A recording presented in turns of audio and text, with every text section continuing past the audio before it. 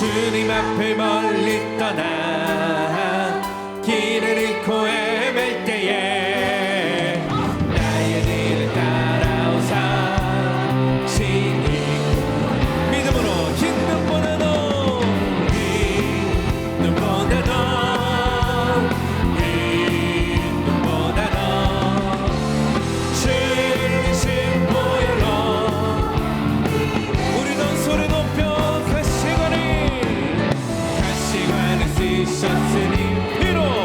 피로 얼굴 물든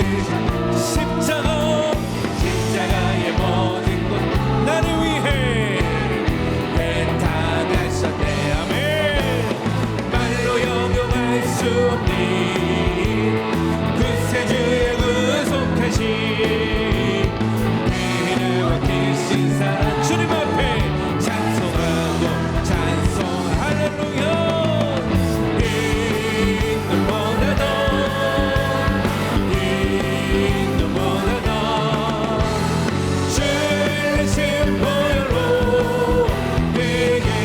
다시 한번 흰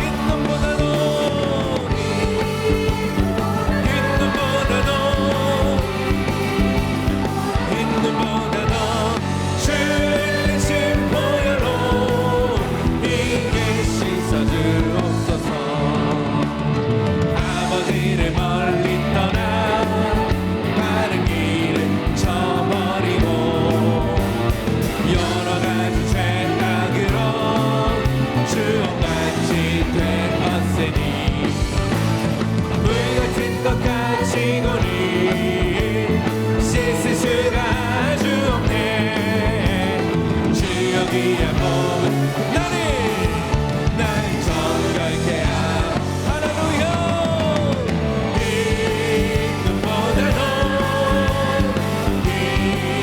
눈보다도 주의 크신 보혈로 다시 한번 믿음으로 흰 눈보다도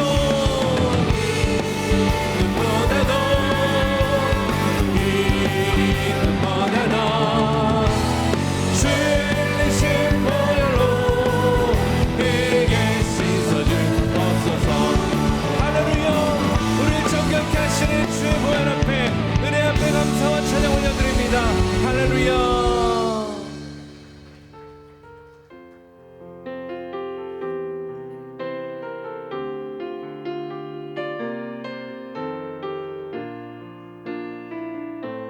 우리를 구원하신 그 은혜와 사랑 앞에 우리 온 마음 다해 찬양하며 나아갑시다. 아버지 사랑 내가 노래해, 아버지 은혜 내가 노래해. 그 사랑 변함없으신 거짓 없으신 성실하신 그 사랑 상한 갈 때 꺾지 않으시는 꺼져가는 등불 끄지 않는 그 사랑, 그 사랑 변함없으신 거짓 없으신 성실하신 그 사랑, 사랑, 그 사랑 날 위해 죽으신, 날 위해 다시 사신 예수 그리스도, 다시 오신 그 사랑, 죽음도 생명도 천사도 하늘의 어떤 권세도 끊을 수 없는 영원한 그 사랑 예수. 다시 한번 아버지 사랑, 아버지 사랑 내가 노래해, 아버지 은혜 내가 노래해. 그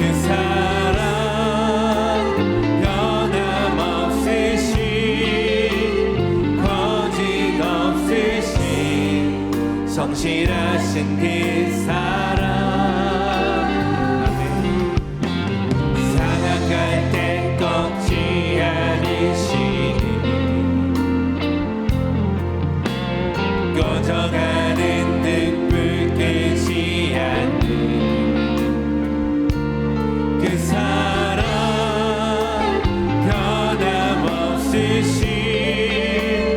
거짓 없으신 성실하신 그 사랑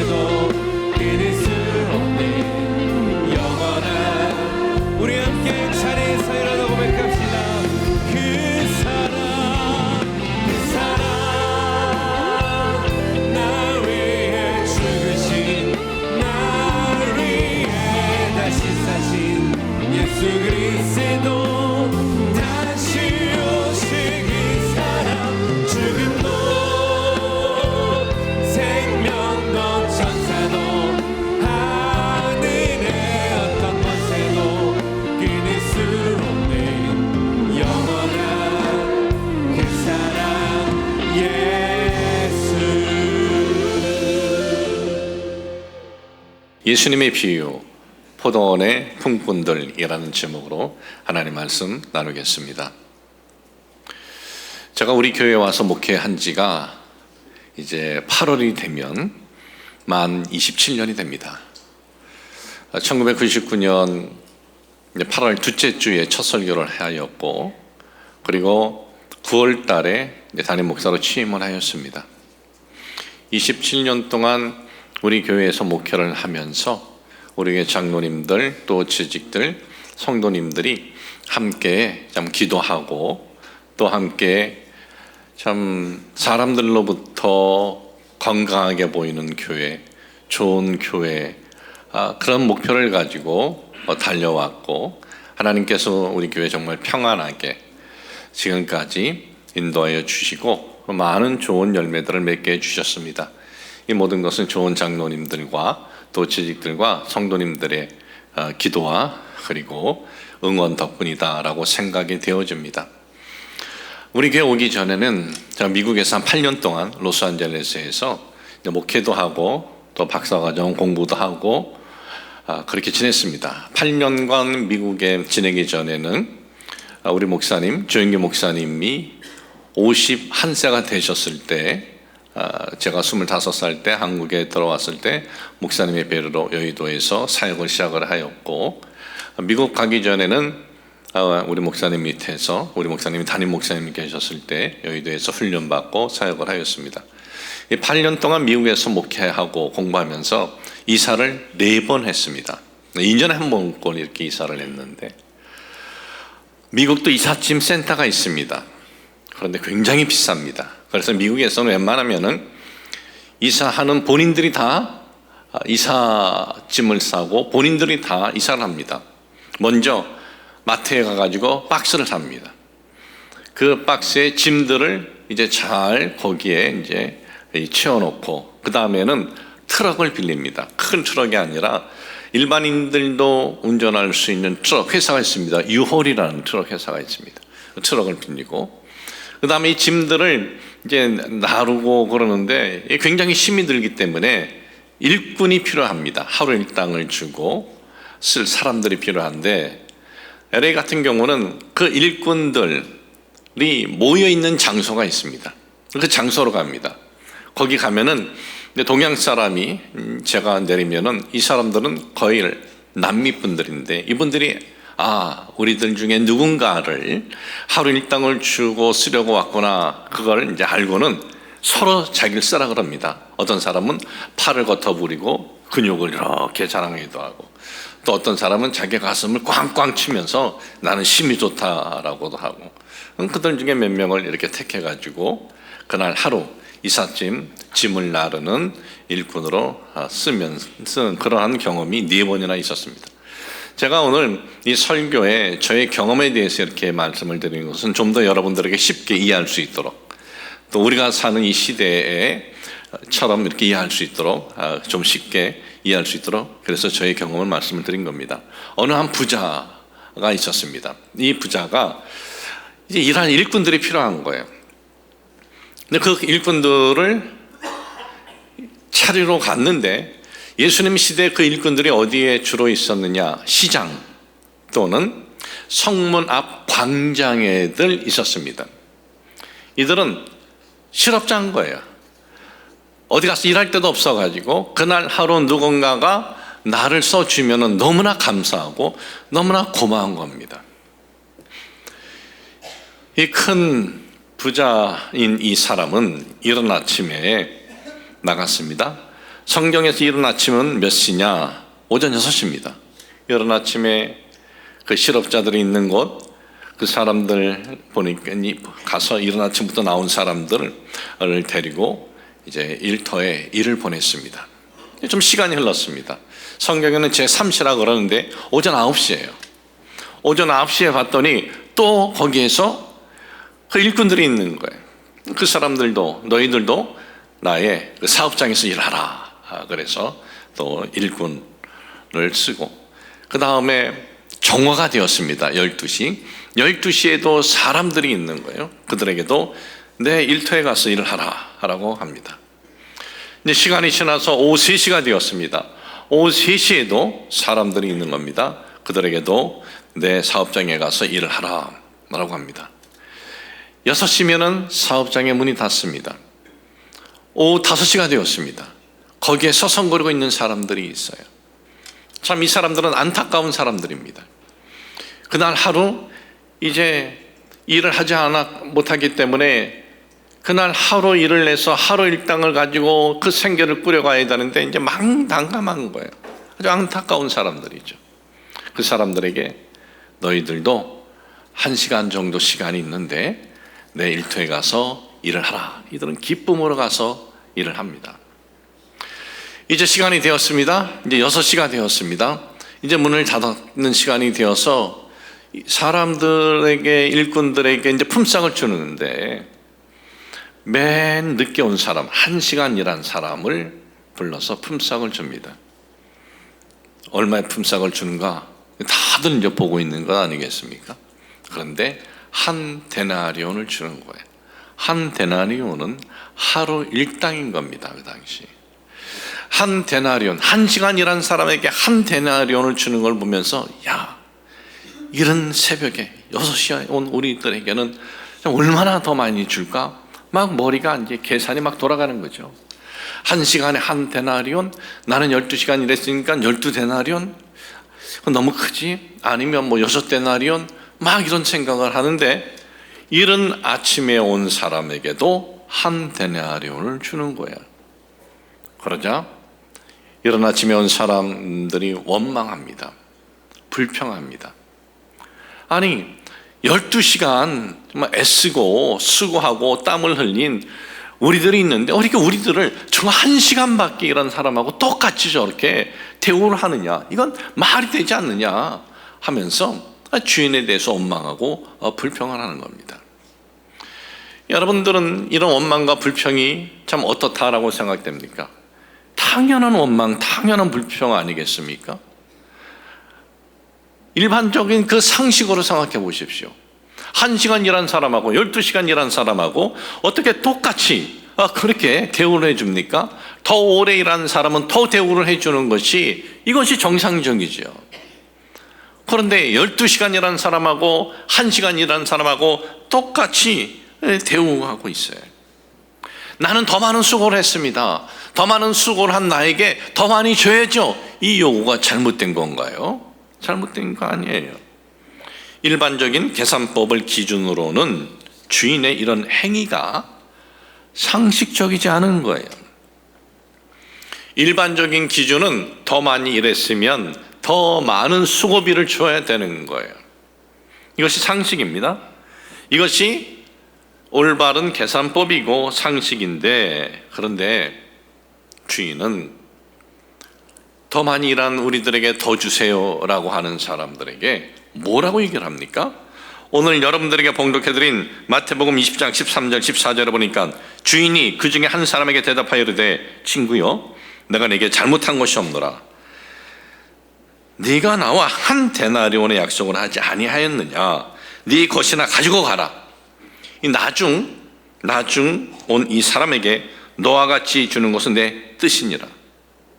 이 예수님께서 이 주인에 대한 비유를 들으면서 말씀하신 이 내용을 문자대로 보면 내가 한 데나리온 주던 내가 두 데나리온 주던 그건 내 마음이야. 내 마음인데 왜 네가 이걸 가지고 불평해? 너는 나와 한 데나리온 약속을 했잖아. 내가 그거나 가지고 너 가. 그만 입 다물고 가. 좀 이런 의미인가요? 이런 의미가 아니에요. 예수님께서는 이 비유를 통해서 깨닫게 하고자 하는 내용이 있습니다. 도대체 이 비유를 통해서 뭘 깨닫게 지금 하고자 합니까? 예수님의 이 포도원의 품꾼의 이 비유의 주제가 있어요. 핵심. 그거는 일이 아닙니다. 노동도 아니에요. 수고도 아닙니다. 예수님께서 이 비유를 말씀하신 그 핵심 이유는 천국이에요. 천국에 초대된 이들에 대한 내용입니다. 하나님 나라에 대해서. 오늘 여러분들에게 봉독해드린 이 본문 말씀 마태복음 20장 1절로부터 이 내용이 시작되지 않습니까? 천국은 마치 품꾼을 얻어 포도원에 들여보내려고 이른 아침에 나간 집주인과 같으니, 천국으로 번역된 바실레이아라는 이 단어의 의미는 이렇습니다. 하나님께서 온전하게 통치하는 장소라는 거예요. 하나님께서 온전하게 통치하는 장소, 이 천국, 하나님께서 다스리는 하나님 나라, 이것이 천국 포도원의 비유의 주제예요. 천국 포도원은 누구에 의해서 저들이 부르심을 받은 겁니까? 그러니까 하나님에 의해서 부르심을 받은 거예요. 천국을 다스리시는 그 하나님에 의해서 부르심을 받았는데, 하나님께서 이른 아침에 이 부른 이들에게는 이 주인이 약속을 했습니다. 마태복음 20장 2절에 그가 하루 한 데나리온씩 품꾼들과 약속을 하여 포도원에 들여보내고, 이들에게 약속했어요. 한 데나리온이다. 하루 품삯이. 이렇게 약속을 했고, 그 다음에 그러면은 9시, 그리고 정오 12시, 오후 3시, 1시에 이렇게 이 부름을 받은 이들에게는 뭐라고 약속을 했을까요? 한 데나리온 약속을 하지 않았습니다. 상당하게 주리라, 그렇게 약속을 했어요. 마태복음 20장 4절에 보니까 그들에게 이르되 너희도 포도원에 들어가라. 내가 너에게 상당하게 주리라 그랬어요. 상당하게 주리라, 이 원어의 의미가 있습니다. 합당하게 줄 것이다, 정당하게 줄 것이다, 의롭게 줄 것이다 라고 한 거예요. 하루 일당을 약속한 것이 아니라 내가 너에게는 합당하게 줄 거야, 정당하게 줄 거고 의롭게 줄 거야, 그렇게만 약속을 하셨습니다. 그런데 이 사람들이 합당하게 준다, 정당하게 준다, 의롭게 준다라는 이 주인의 말에 대해서 이들이 반문하지 않습니다. 합당하게 얼마, 의롭게 얼마, 그렇게 반문하지 않아요. 주인의 그 약속을 그들은 신뢰합니다. 주인은 나에게 합당하게 의롭게 줄 거야, 그들은 신뢰하고 얼마를 줄 것인지 묻지 않습니다. 이제 하루 일이 끝났어요. 일이 끝나서 이제 품삯을 지불을 이제 하는 방식을 보면은 그 당시 방식으로 하지 않는 거예요. 그 당시 방식으로 한다면은 어떻게 해야 되느냐? 먼저 온 자들을 먼저 줘서 보내야 되는 것이 그 당시 방식이에요. 그런데 먼저 온 자들에게 주지 않고 예수님께서는 비유에 말씀하시면서 제일 늦게 온 자부터 품삯을 주는 거예요. 도대체 왜 그러셨을까요? 예수님께서 그렇게 하신 데에도 이유가 있어요. 그 이유는 뭐냐? 왜 먼저 온 자들에게 주지 않고 늦게 온 자들에게 주느냐? 먼저 온 자들이 이제 늦게 온 자들을 받는 걸 다 이제 본 거예요. 보면서 이 먼저 온 자들이 원망의 표현을 합니다. 그 원망의 표현을 드러내는 거예요. 그 원망의 표현을 왜 내느냐? 이것은 어떤 교훈을 가르쳐 주느냐? 여기서 하나님의 주권과 은혜의 법칙을 교훈하기 위해서 그 당시 행했던 이 지불 방법을 완전히 뒤집어서 한 거예요. 그 당시 이대로 했다면 아무도 원망 안 해요. 일찍 온 사람 한 데나리온 줬어요? 가버리죠. 그 다음에 온 사람 얼마 받는지 뭐 앉아서 구경하겠어요? 그러면 그 다음에 오는 사람 얼마 받는 거 보지도 않고 자기 거 이런 거 받았으니까 가버리는 거예요. 그러면 그 어떤 원망, 그 어떤 불평, 그건 할 일도 없는 거예요. 그런데 예수님께서 이걸 뒤집어서 하신 거예요. 먼저 온 사람들의 그 원망을 표현하는 거를 예수님께서는 보여주시면서, 그러면서 원망의 표현을 보여주신 이유는 그 원망의 표현을 보여주는 거는 의도적인 거예요. 주인의 이 주권과 주인의 이 은혜를 교훈하기 위해서였다라는 거예요. 일찍 온 사람들은 보니까 이른 아침에 온 자기들이 이렇게 보니까 이 제일 늦게 온 사람이 한 데나리온을 받습니다. 그러니 당연히 자기는 더 받을 줄 생각을 했습니다. 근데 자기도 한 데나리온을 주었습니다. 그러자 원망합니다. 마태복음 20장 11절 집주인을 원망하며, 원어의 의미를 봅니까? 소리 없이 두털거리다, 뒤에서 수군거리다 라는 뜻이에요. 근데 여기에서의 원망은 또 출애굽을 한 이스라엘 백성들이 광야에서 하나님께 원망할 때 쓰였던 단어와 동일한 단어예요. 그렇게 원망하고 그렇게 불명하면서 이제 주인에게 이렇게 말을 합니다. 마태복음 20장 12절에 보니까 나중 온 이 사람들은 1시간밖에 일하지 아니하였거늘 그들을 종일 수고하며 더위를 견딘 누리와 같게 하였나이다. 우리는 아침부터 새벽부터 와가지고 일했는데, 우리가 이렇게 많이 수고했는데 저 늦게 온 사람하고 어떻게 우리하고 똑같이 그렇게 하느냐, 똑같이 대우했다 분노합니다. 이때 주인이 뭐라 그럽니까? 마태복음 20장 14절에서 16절 네 것이나 가지고 가라. 나중 온 이 사람에게 너와 같이 주는 것은 내 뜻이니라. 네 것을 가지고 내 뜻대로 할 것이 아니냐. 내가 선함으로 네가 악하게 보느냐. 이와 같이 나중된 자로서 먼저 되고 먼저 된 자로서 나중되리라. 이 천국 포도원으로 부름받은 천국 포도원에 들어온 것 어떻게 들어왔어요? 주인의 은혜로 온 거예요. 주인의 은혜. 자격이 있어 온 거 아니에요. 이 사람들 이른 아침에 6시에 뭐하고 있었던 사람이에요? 어디 가서 일할 데 어디 없는 사람들이에요. 방황하는 사람들입니다. 실업자들입니다. 주인의 은혜예요. 주인의 은혜. 주인의 은혜로 지금 여기 들어온 거예요. 천국 포도원에 들어온 것은 은혜인데 착각을 했어요. 권리로 착각을 했어요. 내 권리 내놓으라는 거예요. 아니 여기 들어온 거 이런 거 자체가 은혜인데, 주인의 은혜인데, 그런데 다른 사람과 이렇게 비교하면서 내가 더 했으니까 내 거 더 내놔, 권리로 착각을 했다라는 거예요. 여러분, 이 말씀을 통해서 예수님께서 전하고자 하는 메시지는 뭐냐? 구원은 인간의 어떤 수고, 인간의 어떤 노력, 공로, 이거와는 전혀 무관하다라는 거예요. 아무리 일찍부터 12시간이나 일을 하고 애를 쓴 수고가 있어도 그것이 구원의 은혜와 전혀 무관하다라는 거예요. 누가 얼마 동안이나 오랫동안 예수 그리스도를 믿었고 누가 얼마나 수고했느냐, 그것과 구원의 은혜는 상관이 없어요.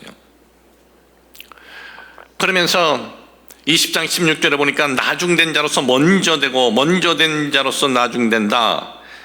나중된 자가 이 의미는 맨 끝에 있는 자, 별 볼일 없는 자, 최하위다 라는 그런 의미입니다. 원어의 의미로 보면. 그러면 이 나중된 자가 누굽니까? 나중된 자는 죄인들입니다. 세리들입니다. 이방인들이에요. 이들은 최하위로 그렇게 본 겁니다. 그러면 먼저 된 자, 프로토이, 이거는 뭡니까? 가장 중요한 자, 최고의 자리에 있는 자. 이들이 누구의 그 시대? 바리새인, 서기관, 제사장, 유대 지도자, 종교 지도자, 이들이 먼저 된 자, 최고의 지도자라는 거죠. 이들과는 서로 그 시대는 비교의 대상이 되질 않는 거예요. 먼저 된 자들은 자부심이 있었습니다. 어떤 자부심? 우리는 대우받을 만하다. 우리는 충분히 그 많은 자격이 있다. 그런 자부심이 있었어요. 그러면 나중된 자는 어떻습니까? 이들은 늘 마음에 불안한 거예요. 감히 하늘을 향해서 얼굴을 들 수도 없는 거예요. 우리는 자격이 없다라는 그런 자격지심이 있었습니다. 그런데 이 비유를 통해서 먼저 된 자, 나중된 자, 여기서 얘기하는 건 나중된 자가 먼저 된다, 더 대단해진다, 그런 의미가 아니에요. 그런 의미가 천국 포도원에 들어간 것, 그러니까 구원은 어떤 업적이나 어떤 공로가 아닌, 어떤 대가가 아닌 하나님의 은혜다라는 것을 여기서 주님께서 이 비유를 통해서 말씀을 선포하고 있는 거예요. 포도원 품권에 대한 비유를 이 예수님께서는 말씀하실 때 요 전에 있었던 사건하고 같이 봐야 됩니다. 요 전에 어떤 사건이 있었습니까? 어느 부자 청년이 예수님을 찾아옵니다. 예수님께 물어봐요. 예수님, 선생님, 제가 어떻게 해야 영생을 얻을 수 있겠습니까? 제가 어떻게 해야 구원을 얻을 수 있겠느냐라는 겁니다. 제가 어떻게 해야 하나님 나라에 내가 자격자가 되겠느냐, 그런 질문을 합니다. 그럴 때 예수님께서 말씀하십니다. 계명을 지키라. 그랬더니 계명 다 지켰대요. 그래서 예수님께서 그 다음에 하신 말씀이 너 가진 그 재물을 다 가난한 이들에게 나눠주고 나를 따르라 그런 거예요. 그때 이 청년은 굉장히 고심을 합니다. 아주 깊이 고심을 합니다. 이 성경의 원어의 의미를 보면 깊이 고심을 해요. 그리고 그는 결단합니다. 예수님을 따르지 않기로 결단을 해요. 바로 이 사건이 펼쳐지고 있었어요. 그때 예수님께서 뭐라고 말씀하셨느냐? 예수님께서 제자들에게 이렇게 말씀하십니다. 마태복음 19장 23절 24절, 예수께서 제자들에게 이르시되 내가 진실로 너에게 이르노니 부자는 천국에 들어가기가 어려우니라. 다시 너에게 말하노니 낙타가 바늘귀에 들어가는 것이 부자가 하나님 나라에 들어가는 것보다 쉬우니라 그랬어요. 여기에 이 말씀을 이렇게 문장의 내용들을 보면은요, 아주 굉장히 강한 내용입니다. 내가 진실로, 성경에서 진실로라는 그러한 말씀을 하셨을 때는 내가 지금 굉장히 중요한 교훈을 말하고 있는 거야. 정신 바짝 차리고 들어라 라고 했을 때 진실로라고 그렇게 표현합니다. 부자가 천국에 들어가는 거 어려우니 디스콜로스라는 원어의 의미는요, 이건 굉장히 강력한 의미입니다. 어떤 의미냐? 어렵다라는 것이 단순히 어렵다, 힘들다 이게 아니에요. 불가능하다라는 거예요. 부자가 천국에 들어가는 건 어려우니가 아니고 불가능한 상태의 뜻이에요. 불가능한 상태. 낙타가 바늘귀에 들어가는 것. 여러분, 낙타가 어떻게 바늘귀에 들어갑니까? 낙타가 바늘귀에 들어가는 거 있을 수가 없어요. 낙타가 바늘귀에 절대 못 들어가죠. 불가능하죠. 그런데 부자가 천국에 들어가는 것보다 낙타가 바늘귀에 들어가는 것이 더 쉽대요. 제자들의 이야기를 듣고 아주 충격을 받아요. 충격받은 제자들이 예수님께 뭐라고 말씀하냐? 마태복음 19장 25절에 보니까 제자들이 듣고 몹시 놀라 이르되 그렇다면 누가 구원을 얻을 수 있으리까? 몹시 놀라 이르되, 이건 정신을 놓을 정도로, 정신을 잃을 정도로 심한 충격을 받았다라는 거예요. 심한 충격을 받아 압도당하다라는 뜻이에요. 그리고 이것은 일회성 놀람이 아닙니다. 머릿속이 아주 하얗게 되어서 계속해서 큰 충격에 빠져버렸다라는 거예요. 오늘날도 여러분 이 본문에 있는 문장대로라면 우리도 충격 안 받아요? 아 그래? 그럼 사업을 하면 망해야 되겠네. 우리가 사업 잘 되게 기도하려면 사업 잘 돼서 부자가 되면 천국에 못 들어간다는 거잖아. 그럼 사업은 다 망해야지. 우리가 집도 좋은 집 가지면 안 되는 거예요. 우리는 집도 작은 집에서 간신히 먹고 살아야 되는 거예요. 내 자녀들도 잘 되게 하면 안 돼. 왜? 천국에 못 들어가니까. 우리들도 이게 충격 아니겠습니까? 우리들도 충격이죠. 그런데 그 당시 유대인의 사고를 알면 이해가 돼요. 그 당시 유대인은 어떤 사고를 가졌느냐 하면은 잘 사는 사람은 이유가 있다. 그 이유는 하나님의 율법을 잘 지켰기 때문에 저들에게 부가 있는 거야. 그리고 저들이 하나님의 율법을 잘 지켰기 때문에 하나님께서 저들을 사랑하시는 거야. 그럼 부는 곧 뭐예요? 하나님의 율법을 잘 지킨다. 부는 곧 하나님의 사랑을 받는다라는 거예요.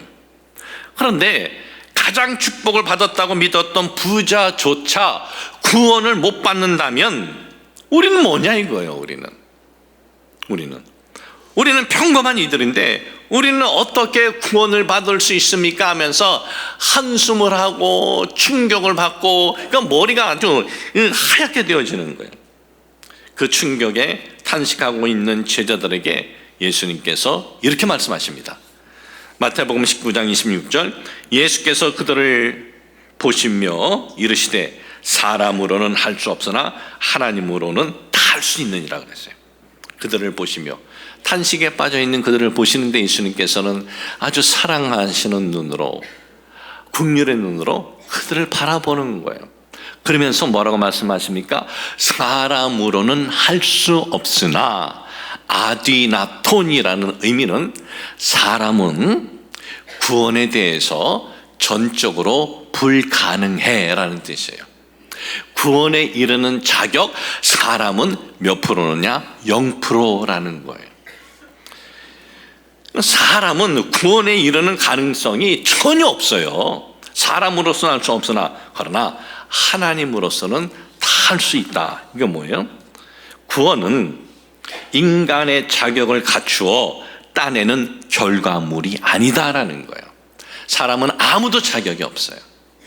너희들이 생각하는 저 부를 가진 사람, 율법 잘 지킨다, 저들이 하나님의 사랑을 받는다, 그것이 구원을 따내는 결과물 아니다라는 거예요. 그런 거로 하나님 앞에 못 간다 이거예요. 그렇게 지금 말씀하고 있는 거예요. 구원은 인간의 자격을 갖추어 따내는 결과물이 아니라 하나님의 뭐예요? 절대 은혜다라는 거예요. 사람의 노력, 사람들의 의, 사람들의 수고가 기준이 아니다라는 거예요. 하나님의 절대 은혜. 하나님은 무엇인지 다 할 수 있다. 하나님의 절대 은혜다라는 거예요. 은혜란 뭡니까?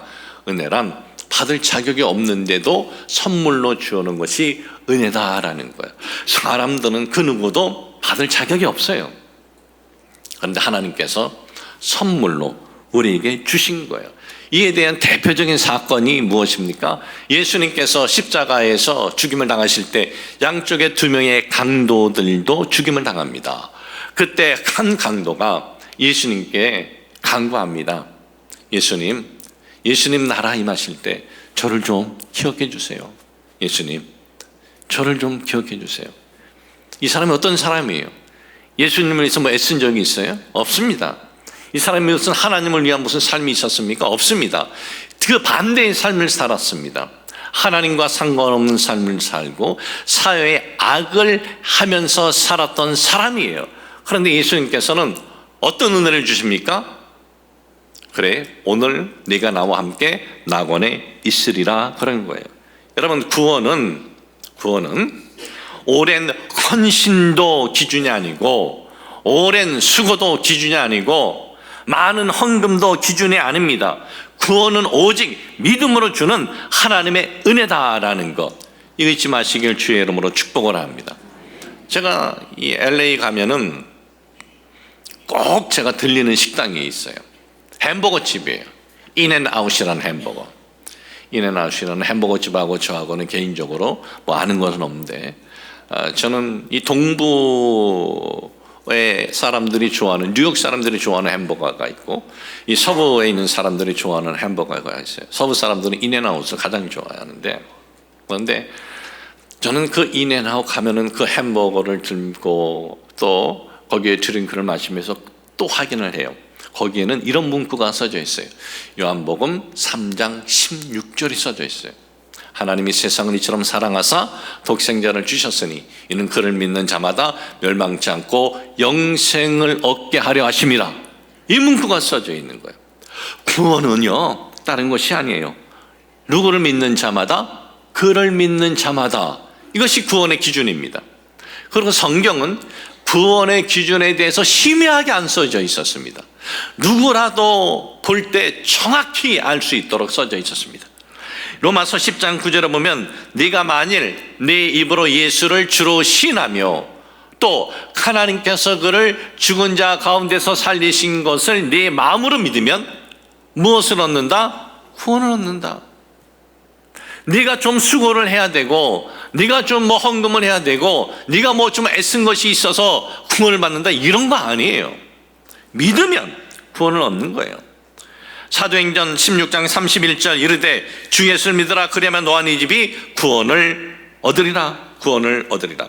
주 예수를 믿으라 이거예요. 성경이 이 부분에 조금이라도 좀 희미하게 애매하게 되어 있다면 우린 굉장히 힘들 거예요. 왜? 구원의 기준이 이렇게 정확히 되어 있지 않으면은 어느 정도의 우리가 수고를 하고 어느 정도 애를 써야 그러면 구원에 이른단 말인가? 얼마나 불안하겠습니까? 그런데 이 땅에서 살아가는 그리스도인들에게 하나님께서는 하나님 말씀을 통해서 이 부분에 대해서는 조금도 불안할 필요가 없다라는 거예요. 정말 마음으로 믿었냐? 그리스도의 십자가 대속과 그의 부활을, 그러면 그것으로 끝! 이것으로 다 된다라는 거예요. 우리는 이 부분에 대해서, 구원에 대해서는요, 늘 불안한 마음이 있어요. 정말 내가 구원받을 수 있을까? 내가 구원받았을까? 내가 살아왔던 어떤 삶의 모습을 뒤돌아봐도 정말 참 이 감추고 싶은 것들도 많이 있는데, 또 예수님 믿고 사는데도 은혜 받았을 때는 부름받아 나서님은 어디든지 갑니다 라고 했다가 바깥에 나가서 차 빼는 데서 부닥쳐버리면 싸움이 일어나고, 그래도 우리는 참 이 마음이 왜 그런지 모르겠어요. 근데 왜 그래요? 죄의 피가 있기 때문에 그런 거예요. 여러분, 이상한 게 아니에요. 이랬다 저랬다 그거 정상인 거예요. 그러니까 우리가 이런 마음이 우리가 있기 때문에 우리는 늘 구원에 이르는 거, 이게 가능한가 나 같은 게 그런 마음이 있어요. 그러니까 종교 사기꾼들이 아주 신나해야 하는 거예요. 구원에 이르려면은 헌금을 좀 많이 해야 돼. 그러니 돈 있는 사람은 갖다 내요. 왜? 구원에 이르면 그렇다고 하니까. 구원에 이르려면은 많은 사람 몇 명을 포교해야 돼. 끌어와야 돼, 우리 단체로. 그렇지 않으면 안 돼. 그러면 그걸 끌어오면 되는 줄 알고 또 그렇게 해요. 돈이 없어? 그럼 몸으로 떼어 일을 해. 또 거기에 또 희생당하는 사람들이 있어요. 그런데 성경은 그 부분에 대해서 아주 명확히 우리에게 얘기해 줬어요. 사람으로서는 그 누구도 구원에 이르는 자격 아무도 없다라는 거야.